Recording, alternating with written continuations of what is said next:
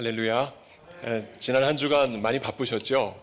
팬데믹도 굉장히 치솟아 오르고 있고 또 산불도 있고 또 이제 이번 주에 있을 대선도 있고 참 분주한 시간들을 보내셨을 것입니다. 그런데 지난 10월 21일 날 또 우리에게 놀라움을 주는 한 사건이 있었습니다. 로마 국제 영화제 그게 있었는데 그 다큐멘터리 영화 프란체스코가 상영이 되었습니다. 그 내용은 현재 교황의 재임 7주년을 기념해서 제작된 영화인데 바로 그 교황 프란체스코가 그 영화에서 다음과 같은 말을 하여서 많은 사람들에게 논란을 일으켰습니다. 그 내용은 이러합니다. 동성 커플도 법적으로 시민 결합의 보호를 받아야 한다. 동성애자도 하나님의 자녀로 가족의 일원이 될 권리가 있다. 이런 말을 했습니다. 이 시민 결합이라는 말, civil union이라는 이 말은 결혼에 준하는 가족 제도를 말합니다. 시민 결합을 하는 동성은 이성 간의 일반적인 결혼과 관계와 동일한 법적인 의무와 보호를 받는다 하는 내용입니다. 가톨릭 교회가 동성 결혼은 반대하지만 그 교회가 동성애자들의 권리를 교회가 인정해야 한다는 그 입장을 교황이 천명함으로써 참 많은 지금 갈등을 불러일으키고 있습니다. 성도 여러분, 여러분들께서는 이 동성 혼인 이것을 옳은 일이라 보십니까? 그른 일로 보십니까? 성경은 이 동성에 대해서 여러 가지 많은 이야기를 하는데 그 가운데 구약에서 이렇게 선언을 합니다. 남색하는 자는 반드시 죽일지니. 이 말은 정말 이 구약 시대, 아주 옛날 시대에만 허용될 수 있는 그런 환경으로 우리가 이해해야 하겠습니까? 아니면 우리가 살고 있는 이 시대에도 여전히 이와 같은 입장은 하나님의 뜻이라는 것을 우리가 받아들여야만 하겠습니까? 옳고 그름의 문제, 무엇이 옳고 무엇이 그른가 하는 이 문제는 사실 어제나 오늘이나 아주 다양하게 존재하고 있습니다. 옳고 그름의 문제, 그 문제에 답을 주기 위해서 세상 사람들은 흔히 양심이나 도덕을 기준으로 삼고 그것을 사용하여서 결정을 합니다. 그것도 모자라서 그 위에 뭇 사람들의 견해가 집약된 국가법을 세워서 그것을 가지고 옳고 그름의 판단을 하는 최상의 기준으로 삼기도 합니다. 그러나 우리 성도님들도 아시겠지만 이 국가법이 그 자체도 완전하지 않다는 것을 우리는 잘 알고 있습니다. 여기저기 보십시오. 법적 싸움이 끊임이 없습니다. 계속 소송하고 또 소송하고 계속 싸웁니다. 그리고 옳고 그름의 판단을 하는 힘, 그 힘을 가진 자, 그 사람의 소견에 따라서 얼마든지 유죄가 무죄가 되고 무죄가 유죄가 됩니다. 그래서 이 세상은 무법천지는 아닙니다. 그러나 이 세상은 요지경인 것이 분명합니다. 신앙적으로도 동성애를 하든 말든 온몸에 문신을 하건 말건 그저 자유와 인권이라는 미명하에 현 시대는 각자의 소견에 옳은 대로 판단하며 살아가는 이 사람들의 현장임에 틀림이 없습니다. 그러면 정말로 옳고 그름의 이 문제에 답을 주는 아주 절대적인 그 기준이라는 것은 우리에게 없는 것일까? 사사시대에도 옳고 그름의 기준이 없기는 마찬가지였습니다. 본문 6절이 이야기하듯이 이스라엘의 왕이 없으므로 사람마다 자기 소견에 옳은 대로 행하였다라고 기록합니다. 왕권이 없는 상태에서 질서도 없고 기준도 없이 그저 곱비 풀린 이스라엘 사람들의 그와 같은 자유분방한 삶, 그와 같은 삶이 바로 이 표현에 고스란히 담겨 있습니다. 바로 그 한 예로 오늘 본문에서 미가가 등장합니다. 에브라임 산지에 살던 이 미가는 가난한 사람이었을까요? 아니면 부자였을까요? 대한민국은 산동네에 살면은 그렇게 큰 부자는 아닙니다. 그런데 이 미국 땅은 조금 다르지요. 산지에 살면 부자입니다. 높은 산에 집을 짓고 사시는 분들 참 많이 계시죠. 이 에브라임 산지에 살던 이 미가, 이 사람은 부자였습니다. 그런데 어느 하루 그의 어머니가 은 1,100개를 도난당하는 사건이 벌어졌습니다. 이 은이 얼마나 소중합니까? 그런데 이게 1,100개입니다. 상당한 양의 이 은을 도난당했습니다. 그래서 이 어머니는 그 훔쳐간 놈이 누군가, 그 훔쳐간 놈을 저주하였는데, 사실 그 훔쳐간 도둑놈은 미가라는 사실, 즉 그 어머니의 아들이었던 것입니다. 어머니의 저주가 얼마나 셌던지 그게 현실이 될까 두려워서 미가는 어머니에게 이실직고를 합니다. 또 어머니도 또 자신이 내뱉은 그 저주가 혹시나 이 아들에게 진짜 현실이 될까, 임할까 두려워서 저주를 풀고 도리어 여호와의 복이 아들에게 임하기를 간절하게 빕니다. 2절에 이와 같이 어머니가 빕니다. 내 아들이 여호와께 복받기를 원하노라. 여기 나와 있는 이 복의 원래 의미는 이 번영이라는 말입니다. 잘 먹고 잘 사는 것, 번창하고 번영하는 것, 그와 같은 의미를 담고 있습니다. 말로만이 아닙니다. 이 어머니는 말로만이 아니라 진정성을 보이기 위해서 어머니는 되찾은 은 1,100개 중에서 200개로 신상 하나를 새기고 또 신상 하나를 부어 만들고 그리고 그것들을 미가의 집에 두었습니다. 왜 미가의 집에 두었을까요? 미가의 집에는 신당이 있었습니다. 쉽게 말해서 예배당이 있었던 것이지요. 당시에 많은 사람들이 복을 받기 위해서 여호와를 비롯해서 수많은 잡신들에게 복을 받기 위해서 이 당시 많은 사람들은 각각 집에 개인 성소를 갖고 있었습니다. 성소만 있는 것이 아니라 개인 제사장을 고용하여서 운영하는 그와 같은 일들이 참 많았습니다.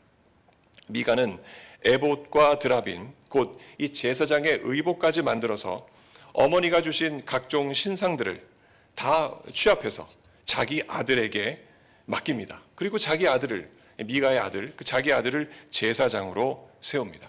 성도 여러분, 과연 이와 같은 미가의 행동이 이스라엘 사람으로서 율법을 듣고 여호와 하나님을 아는 이스라엘 사람으로서 이것이 올바른 행동일까요?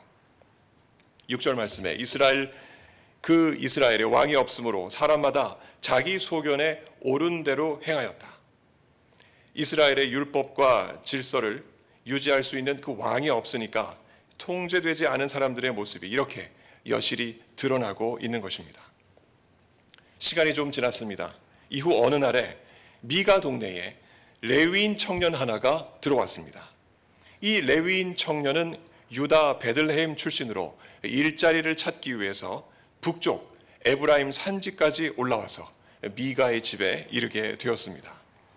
당시에 레위인들은 실업률이 굉장히 높았습니다. 일자리 찾기가 힘들었다 이 말입니다. 레위인들에게는 주어진 땅이 없었기 때문에 정착이 어려웠고 그저 그들이 살아갈 수 있는 가장 좋은 방법은 각 11지파로 나아가서 제사장으로 일할 자리를 찾는 것이었습니다. 그 레위인 청년도 바로 그 중에 하나였던 것이죠. 그는 에브라임 동네의 부자 미가의 집에 찾아갔습니다. 미가는 이 레위인 청년을 보자마자 이 에브라임 산지까지 찾아온 그 청년이 마음에 쏙 들었습니다. 그가 젊었다는 것, 그것도 마음에 들었고 또 그가 아주 세련된 예루살렘 액센트로 예루살렘 방언을 하는 것, 이 모든 것이 다 미가에게는 아주 매력적으로 보였던 것입니다. 그래서 미가는 당장 그 레위 청년을 자신을 위한 개인 제사장으로 스카우트를 합니다. 이렇게 말합니다. 내가 나와 함께 거주하며 나를 위하여 아버지와 제사장이 되어라. 이와 같은 이야기를 하면서 다음과 같은 연봉 협상을 시작합니다. 해마다 은 10과 의복 한 벌과 먹을 것을 주겠다. 레위 청년도 이것이 참 좋은 조건이라 판단을 했던지 만족하면서 미가의 아들 중 하나같이 되었다라고 성경이 기록합니다. 미가는 레위 청년에게 와서 아버지와 제사장이 되어달라 이렇게 얘기를 했는데 레위 청년은 반대로 미가에게 아들이 되어버린 이 상황은 레위 청년이 영적인 복을 주는 데는 아버지처럼 하지만 육적인 삶을 위해서는 미가의 아들이 되는 그와 같은 상태를 이야기합니다. 영과 육이 조건에 따라서 뒤집히는 삶, 영과 육이 조건에 따라서 이렇게도 되고 아버지도 되었다가 아들도 되는 이와 같은 삶을 사는 것, 이것이 참 건강한 삶일까요? 계속해서 미가는 그 레위인을 거룩하게 구별하는 제의를 행합니다. 쉽게 말해서 제사장 안수식을 행하는 것이죠. 이 시대로 말하면 목사 안수식을 행하는 것입니다. 그리고 그 레위 청년은 결국 미가의 제사장이 됩니다. 미가의 이런 제사장 위임 행위, 이 위임 행위는 아론 자손에게만 허락된 것이지만 미가가 이를 알았는지 몰랐는지 미가는 그저 자신이 그것을 행합니다. 자신의 소견에 옳은 대로 행하는 이와 같은 행위, 참 이 행위를 두고 우리는 무엇이라고 말해야 할까 여러 가지 생각을 하게 됩니다. 이와 같은 행위에 이어서 미가가 다음과 같이 선언합니다. 레위인이 내 제사장이 되었으니 이제 여호와께서 복을 주실 줄 아노라. 즉 여호와께서 나를 번창하게 해주실 것이다. 이유는 무엇인가? 내가 레위인 제사장을 가졌기 때문이다 라는 의미입니다. 제사장을 세우는 절차는 모세의 율법을 따르지 않으나 일단 제사장을 세우기만 하면은 여호와께서 복을 주실 것이다. 번창하게 하실 것이다. 이와 같은 믿음을 말하는 것입니다. 믿음과는 상관없이 의식을 통해서 자동 축복을 받는다 하는 이와 같은 사실을 믿는다면 사실 이것은 그렇게 옳은 믿음은 아닐 것입니다. 그와 같은 예가 천주교가 있겠지요. 이 자리에 혹시 천주교 신앙을 갖고 계신 분들이 계시다면 용서하고 들어주시기를 바랍니다. 천주교는 세례 행위를 통해서 구원을 이야기합니다. 달리 말해서 세례 행위를 받아야지만 구원에 이를 수 있다 하고 이야기를 합니다. 또 성찬을 할 때도 성찬을 행할 때 화채의 신비가 있다. 예수님의 살과 피가 그대로 다시 한번 재현된다. 이건 참 신비다라고 이야기를 합니다. 참 받아들이기 어려운 이야기지요. 그러면 개신교는 그와 다르지 않는가? 그와 비슷합니다. 예를 들어서 개신교는 특세라는 걸 합니다. 특별 새벽기도 이외에 여러 가지 특별한 집회들을 합니다. 그 집회들을 할 때 은근히 대놓고는 얘기하지 않지만 은근히 그것을 통해서 그걸 하면 그 행위를 하면 복이 임할지도 모른다. 라는 은근한 뉘앙스를 줍니다. 또 은사 행위를 통해서 신비를 은근히 비추기도 합니다. 방언을 하면 참 좋다. 병 고치는 은사를 받으면 참 좋다. 이것을 통해서 신비한 경험하는 것, 이거 얼마나 좋은 일인가 은근히 그것을 이야기하기도 합니다. 성도 여러분, 사람의 행위에 따라서 하나님의 복이 자동적으로 임할까요? 사람의 이 종교적인 행위가 간절하면 간절할수록 하나님께서는 자동적으로 그 행위를 보시고 오토매틱하게 복을 내려주실까요? 그런 행위가 만일 하나님의 복을 자동적으로 유발한다면 하나님은 수동적으로 인간의 능동적인 행위에 반응하는, 답하는 신일 뿐일 것입니다. 그러나 성경은 하나님께서 그런 모습이 아니라 하나님은 능동적이시다라는 것을 분명하게 이야기합니다. 창조 때부터 심판에 이르기까지 모든 일을 만들어 가시는 하나님, 그리고 모든 일을 직접 이끌어 가시는 하나님, 그리고 그 모든 일을 매듭 지어 가시는 하나님. 인간은 그 하나님의 주도 면밀함에 그저 감탄하고 그 덕을 맛보고 누리며 기뻐하며 살아가는 것 아니겠습니까? 미가가 레위인 청년을 자신의 개인 제사장으로 세웠을 바로 그 무렵에 단지파가 있었습니다. 그 단지파는 살 땅이 없었습니다. 다른 지파들은 다 땅을 차지하고 정복하고 살아가는데 단지파는 마땅한 땅이 없었던 것이죠. 그래서 살 땅을 찾기 위해서, 거주지를 찾기 위해서 단지파 소속 스파이 5명을 시돈에 있는 라이스 지역으로 목표지를 삼고 그곳으로 스파이들을 보냈습니다. 그 땅을 점탐하러 가던 도중에 이 스파이 5명이, 단지파 소속 스파이 5명이 에브라임 산지 미가의 집에 잠시 머물게 되었습니다. 그때 그들이 미가 집에 머물면서 유독 예루살렘 액센트로 제사하는 그 레위 청년의 음성을 듣게 되고 그 청년에게 관심을 갖게 됩니다. 그리고 그 레위 청년과 대화를 나누던 중에 이 단지파 스파이 5명은 그 레위 청년에게 자신들이 가는 그 길, 점탐하러 가는 그 길이 평안할지 아니할지, 형통할지 하나님께 물어봐 달라고 부탁을 합니다.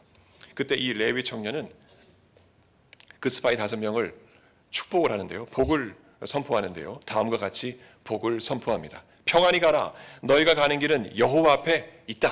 그러니 평안히 가라. 이렇게 이야기합니다. 그리고 나서 얼마 이후에 시간이 흘렀습니다. 단지파에 600명이나 되는 군사들이 라이스를 치러 올라갑니다. 그 땅을 차지하러 전쟁하러 올라가는 중에 그 중간에 미가의 집에 들렀습니다. 성도 여러분, 왜 이 600명이나 되는 단지파 사람들이 미가의 집에 다시 들렀을까요? 지난번에 이 5명의 정탐꾼을 잘 돌봐주어서 고맙습니다 하는 그 표시를 하기 위해서 그래서 들렸을까요? 그렇지 않습니다. 부유하고 화려한 미가의 소유 가운데 2가지를 빼앗아 버리려는 욕망 때문에, 욕심 때문에 미가의 집에 간 것입니다. 그 중에 하나는 미가의 소유인 에봇과 드라빔, 그리고 새긴 우상과 부어 만든 우상입니다. 이와 같은 우상들은 여러분들이 이미 아시다시피 미가의 어머니가 미가에게 복을 빌면서 여호와께 거룩하게 드린 것들이고, 에봇과 드라빔은 미가가 자신의 아들을 제사장으로 세우기 위해서 특별히 만든 것들입니다. 단지파 사람들은 그것들이 탐났습니다. 왜냐하면 그것들만 가지고 있으면 여호와의 복을 불러들여 내 것으로 삼을 수 있겠다. 그러니 그것들은 성물들이고 그것이 참 갖고 싶다. 거기에 눈독을 들였고 결국 그들은 미가로부터 그 모든 것들을 다 탈취했습니다. 그 다음에 욕심나는 것 2번째, 바로 미가의 개인 제사장이었습니다. 그 바로 레위인 청년 말입니다. 단지파 사람들이 그 레위 청년을 차지하고자 다음과 같은 제안을 했습니다. 우리와 함께 같이 가자. 가서 우리의 아버지와 제사장이 되어라. 네가 한 사람의 집에 제사장이 되는 것과 이스라엘의 한 지파 한 족속의 제사장이 되는 것 중에서 어느 것이 더 낫겠느냐, 이렇게 이야기합니다. 그러자 그 레위인 청년 제사장이 다음과 같이 말을 합니다. 내 마음이 참 기쁘다. 내 마음에 기뻐해서 내가 이들을 따라가야겠다 하는 마음을 갖게 됩니다. 그러면서 에봇과 드라빔과 새긴 우상을 받아가지고 그 미가의 집을 떠나서 단 백성 집 그 한 가운데로 들어가는 그와 같은 모습이 성경 18장, 오늘 사사기 18장 20절에 기록이 되어 있습니다. 사실 그 물건들을 생각해 볼 때 그 물건들은 레위 청년 제사장의 것이 아닙니다. 그럼에도 불구하고 단지파와 함께 이제 그 제사장 청년도 공범이 된 것입니다. 공범이 되어서 그 물건들을 결국 자신의 것으로 삼게 되었습니다. 성도 여러분, 이와 같은 이 행위가 제사장으로서 올바른 일이겠습니까? 아무리 이 젊은 이 청년 제사장이 많이 모른다 하더라도 그래도 10계명은 알고 있지 않았겠습니까? 도둑질하면 해서는 안 된다는 것, 그리고 남의 소유를 탐내서도 안 된다는 것, 그 정도의 기본 지식은 있었을 텐데 이 젊은 제사장은 이와 같은 행위를 했습니다. 왜 그랬을까? 더 큰 곳에서 한 집안의 제사장이 아니라 한 지파의 제사장이 되어서 자신이 더 크고 위대한 삶을 살 수 있겠다는 그 판단에서, 개인적인 소견에서 이와 같은 짓을 한 것입니다. 그러나 겉으로 볼 때는 위대해 보일 수 있습니다. 하지만 그 속을 보면 조금 다릅니다. 그 속을 들여다보면 이는 결코 영적으로는 아버지로서, 육신으로서는 아들로서 매어 사는 그와 같은 영육이 나뉘는 상반된 삶, 그 삶으로부터는 절대 탈출할 수 없는 그와 같은 운명이지 않겠습니까? 이 이야기의 배경은 당시 이스라엘에 왕이 없으므로 자신들의 소견에 옳은 대로 행했던 바로 그때를 이야기합니다. 어머니의 것을 훔치는 미가, 그리고 그 미가의 것을 훔치는 단지파, 또한 공범이 되어서 미가의 집에서 단지파로 자리를 옮기는 레위 청년, 이와 같은 사람들의 공통점이 한 가지 있습니다. 훔친 것을 또 훔치는 그 마음속에 복을 누리려는 욕망입니다. 번영을 누리려는 그와 같은 욕망, 그것이 공통점입니다. 이 욕망을 이루어내기 위해서 여호와를 끌어들입니다. 끌어들이되 우상처럼 자신의 판단대로, 자신의 소견대로 여호와를 끌어들이고 여호와를 섬깁니다. 자신의 소견에 옳은 대로 행하던 이 사람들, 우리가 보기에도 참 이것은 참 아닌데 라는 생각이 드는데요. 하나님께서는 이 사람들을 어떻게 생각하셨겠습니까? 각기 소견에 옳은 대로 행하는 미가, 그리고 레위 청년 제사장, 그리고 이 단지파 사람들 속에 하나님의 역사가 나타났는가 안 나타났는가, 이것을 보면 하나님이 이들을 어떻게 생각하셨는지 알 수 있을 것입니다. 먼저 미가를 보시죠. 미가는 자신이 이제 앞으로 받을 복을 위해서 자신의 마음대로 자신의 뜻대로 레위 제사장을 고용하고 그에게 안수했습니다. 자, 그러면 그 미가에게 복이 임했습니까? 아니지요. 그 레위 제사장은 미가의 소유를 갖고 도망을 쳤습니다. 레위 청년을 보시죠. 레위 청년은 일자리를 얻기 위해서 미가의 집에 가서 그 집의 개인 제사장이 되었습니다. 그리고 상황이 급변하여서 이후에 단지파의 제안으로 개인 제사장에서 지파의 제사장으로 승승장구합니다. 자, 그럼 이것이 그에게 복일까요? 우리가 성경을 읽어볼 때 이후에 어느 성경에도 그 레위 청년 제사장이 승승장구하여 하나님께 영광을 올려드렸다라는 기록은 찾아볼 수 없습니다. 더 이상 이 청년 제사장의 이야기가 등장하지 않습니다. 미국 목사님들 사이에, 영어를 쓰는 많은 이 목회자들 사이에 다음과 같은 아주 지독한 욕이 하나 있습니다. 그 욕은 바로 이와 같은 욕입니다. 성령 받지 말고 목회해라 라는 겁니다. 성령 받지 말고 목회해라. 이게 참 안 좋은 욕인데요. 이와 같은 욕을 어쩌면 이 청년 제사장이 받았을지도 모릅니다. 그저 직업적인 제사장으로 평생을 살았을 것입니다. 이게 얼마나 슬픈 일일까요? 단지파 사람들을 보시죠. 단지파 사람들 역시 자신들의 종교적인 만족을 위하여 미가의 소유를 무력으로 빼앗고 그리고 자의적으로 레위 청년을 제사장으로 세웠습니다. 자, 그러면 이제 여호와의 복이 그들에게 들어왔을까요? 단지파가 빼앗은 라기스 지역, 그 지역에서 그들이 얼마나 살았는지는 모릅니다. 그러나 BC 700여 년 전 아수르가 북이스라엘을 점령했을 때 이 단지파도 그들이 살고 있던 그 라기스 지역을 바로 이 아수르에 의해서 빼앗겼습니다. 그리고 뿔뿔이 흩어졌는데 단지파는 인류의 역사에 온데간데 없이 이젠 사라지게 되었습니다. 단지파의 흔적을 볼 수가 없습니다. 그래서 어떤 동양에 있는 신학자들은 이렇게 이야기합니다. 그들은 이스라엘 땅을 떠나서 유라시아 대륙을 넘어서 한반도까지 왔다. 그래서 단군할 때 그 단자가 단지파다. 참 글쎄요, 소설을 써도 참 아주 재미있는 소설이네요. 그렇게 생각하는 사람도 있습니다. 나중에 천국 가서 주님께 물어볼 일입니다. 무덤덤하게 써내려간 오늘 이 사사기의 본문 이야기, 참 무덤덤하지요. 어떠한 감정도 이 오늘 본문에 나타나고 있지 않습니다. 하나님의 뜻도 하나님의 생각도 나타나 있지 않습니다. 이와 같은 본문은 오늘을 사는 우리들에게 무엇을 말하고 있습니까?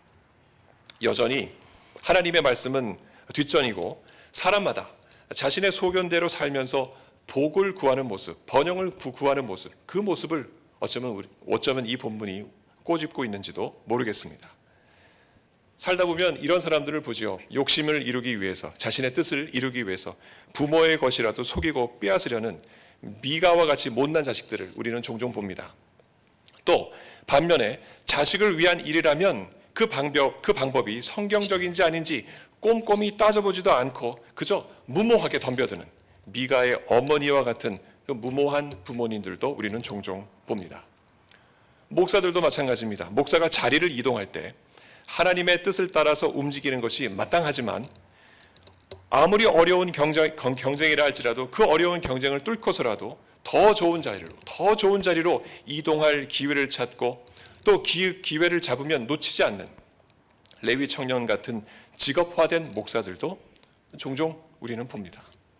또 그렇게 남다른 실력을 갖춘 목사가 그만큼 더한 영적인 복을 가져다 준다는 그 생각에 그와 같은 목사를 유치하기 위해서 치열한 로비 경쟁에 뛰어드는 단지파가와 같은 세속화된 교회의 성도들도 또한 우리는 종종 봅니다.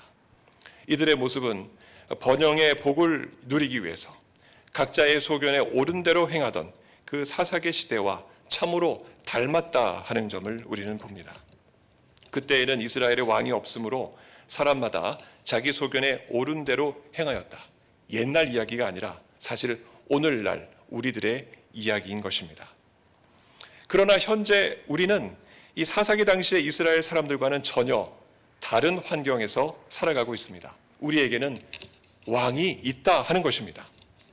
이 왕은 우리가 이번 주에 뽑을 대통령과는 차원이 다른 그와 같은 지도자입니다. 이 왕은 지존하신 왕입니다. 이 세상에 있는 모든 왕들 그 위에 있는 왕이고 세상을 창조한 왕입니다. 그분의 이름은 무엇인가? 바로 예수 그리스도, 그분입니다. 그 예수 그리스도가 우리의 왕이십니다. 이건 우리들만의 생각인가요? 우리들만의 생각에서 이게 제한이 되는 건가요? 절대 그렇지 않습니다. 예수님은 태어나실 때부터 왕 소리를 들으셨습니다.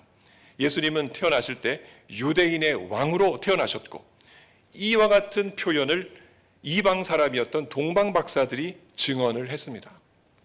또 총독 빌라도 앞에서 이제 신문을 받으실 때 예수께서는 자신이 유대인의 왕이라고 분명하게 선언을 하셨고, 그리고 그가 달리셨던 십자가의 위에 붙어있던 그 패도 빌라도가 유대인의 왕이라고 기록을 했습니다. 그러니까 유대인의 왕으로 빌라도도 인정을 했다 하는 것입니다. 그렇게 십자가에서 돌아가시고 부활 승천하신 예수님, 그 예수님은 이제 앞으로 만왕의 왕이요 만주의 주로 이 땅에 다시 오시는데 심판하는 심판주로, 심판하시는 온 세계, 온 세상의 왕으로 다시 오십니다. 까닭에 예수를 주로 믿는 우리들에겐 진짜 왕이 있는 것입니다. 왕이 없다고 말을 못하는 겁니다. 유대인들은 부인하고 유대인들은 받아들이지 않아도 예수님은 진짜 우리의 왕이시고 모든 믿는 자들의 왕이십니다. 그래서 우리는 우리 자기 소견에 옳은 대로 행하는 것이 아니라 이 왕의 뜻대로, 예수님의 뜻대로 행하는 그와 같은 은총을 우리는 지금 입고 살아가고 있습니다. 우리는 말씀을 볼 때마다 이것이 주님의 뜻이구나, 이렇게 하는 것이 하나님의 은혜이구나 우리는 깨닫습니다. 아무나 깨닫나요? 예수를 왕으로 믿는 자들만 깨닫는 것 아니겠습니까? 그러면 어떻게 자기 소견을 펼치는 이들이 득실되는 혼탁한 이 세상 속에서 이것이 맞다, 저것이 맞다 이렇게 말하는 사람들 속에서 주님의 뜻을 분명히 우리가 밝히 받고 행할 수 있을까요? 두 가지 방법을 오늘 이야기해 드리겠습니다. 그 중에 하나는 예수의 영으로 충만하게 되는 것입니다. 예수의 영이 충만하기를 주님께 간구하는 일입니다. 달리 말하면 성령 충만이지요. 예수의 영이 우리를 이끄실 때에, 예수의 영이 우리 속에 가득하여서 우리를 이끄실 때에 우리는 우리의 소견일랑 하찮게 여길 수 있습니다. 주님의 뜻이 이러한데 내 뜻, 이거 진짜 아무것도 아니구나 라고 하찮게 여길 수 있게 된다는 것입니다. 왕이신 예수님의 뜻 앞에서 우리 각자는 자신의 생각을 내세울 수 있는 엄두도 못 냅니다. 그런 생각도 사실 다 사라지게 되지요. 그 위대하신 주님의 그 뜻 앞에서 그것이 하나님의 뜻인 것을 믿는다면 우리는 그것으로 매진하여 달려가는 것입니다. 이와 같은 생각이 나만의 생각일까요? 그렇지 않습니다. 개인적인 생각이 아니라 예수 그리스도를 왕으로 모신 사람이라면 다 이와 같은 생각입니다. 그래서 모든 성도들이, 예수를 왕으로 모시는 모든 성도들이 그 하나님의 그 뜻 안에서 하나가 될 수 있는 것입니다. 하나가 될 수 있고 그 주님 주신 그 믿음으로 이 세상을 그 믿음 붙잡고 그 뜻 붙잡고 살아가는 것입니다. 그래서 바울은 다음과 같이 이야기하죠. 평안에 매는 줄로 성령이 하나 되게 하신 것을 힘써 지켜라. 몸이 하나요 성령도 한 분이시니 이와 같이 너희가 부르심의 한 소망 안에서 부르심을 받았느니라. 이 점에서 우리 교회, 서문교회는 성령 안에서 하나됨을 우린 최근에 발견을 했습니다. 담임 목사님을 위임하는 그 과정, 참 다른 교회에서 볼 수 없는 하나됨, 성령 안에서 하나됨을 우리들은 보여주었습니다. 이것이 그때만, 과거에만 머물 것이 아니라 앞으로도 변함없이 계속 그렇게 하나됨이, 성령 안에서 하나됨이 이어져야 하지 않겠습니까? 그러려면 담임 목사님과 성도 한 분 한 분 모두 다 한 성령 안에 있기를 기도해야 합니다. 그렇다면 그냥 앞으로도 쭉 그렇게 하나 되어 하나님의 뜻을 이 땅에서 펼치며 살아가게 되는 것입니다. 왕이신 예수의 뜻이 교회 안에서 온전하여지고 충만하게 펼쳐지기를 우리가 믿고 의지하며 나아갈 때 놀라운 하나님의 복 우리가 누리게 될 것입니다. 두 번째입니다. 두 번째는 왕이신 주님의 뜻을 분명히 알고 지키는 일입니다. 이단 사설들이 아주 많습니다. 불충한 가르침들이 세상에 여기저기 널려져 있고 또 마수처럼 우리에게 뻗쳐오고 있습니다. 바울이 다음과 같이 이야기했습니다. 악한 사람들과 속이는 자들은 더욱 악하여져서 속이기도 하고 속기도 하나니 그러나 너는 배우고 확실한 일에 거하라. 성경은 능히 너로 하여금 그리스도 예수 안에 있는 믿음으로 말미암아 구원에 이르게 하는 지혜가 있게 하느니라. 사실 우리는 배우는 일에 완벽하지 않습니다. 아주 IQ가 150 이상 되는 멘사 회원들이 우리 교회에 과연 얼마나 되겠습니까? 배우는 일 그렇게 우리는 썩 익숙하지 않고 완벽하지도 않습니다. 그러나 우리가 하나님 앞에 기도하며 그 과정에 뛰어들 때 주의 말씀을 배우기 위해서 애쓰고 애쓸 때 그 과정 속에서 성령께서는 우리를 넉넉히 도우십니다. 그래서 혼탁한 세상 속에서도 주님의 뜻을 알고 지켜나가고 또한 싸워서 이겨낼 수 있도록 우리에게 힘과 용기를 더하십니다. 그러니 오늘의 요점은 이것입니다. 우리에게는 왕이 있다. 다른 사람들은 몰라도 우리에게는 왕이 있다.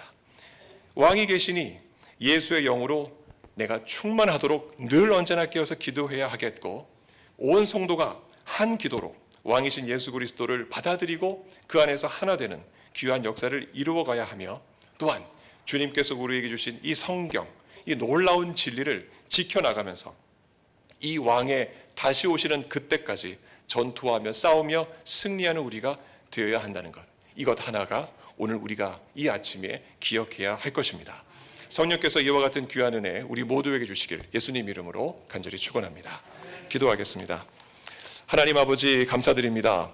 혼탁한 세상 속에서 주님의 뜻을 발견하기는 참으로 쉽지 않습니다. 그러나 우리가 성령 안에서 깨어서 기도하며 하나님의 영이 예수의 영이 성령께서 우리를 붙잡아 주실 때 우리는 분명코 주님의 뜻을 붙잡고 진리를 붙잡고 하나님 앞에서 살아가게 될 줄 믿습니다. 아버지 하나님 성령 충만을 위하여 기도하게 해주시고 우리 온 성도가 성령 충만하여 하나 되게 해 주옵시며 주님께서 주신 진리를 지켜나가는 우리가 되어서 예수님 오시는 그날 우리 모두 다 칭찬받고 하나님께 감사와 영광 올려드리는 우리 모두 되게 하여 주시옵소서. 이와 같은 놀라운 역사 주께서 우리와 함께 하시며 이루어 주실 것을 믿사오며 예수님 이름으로 감사하며 기도합니다. 아멘.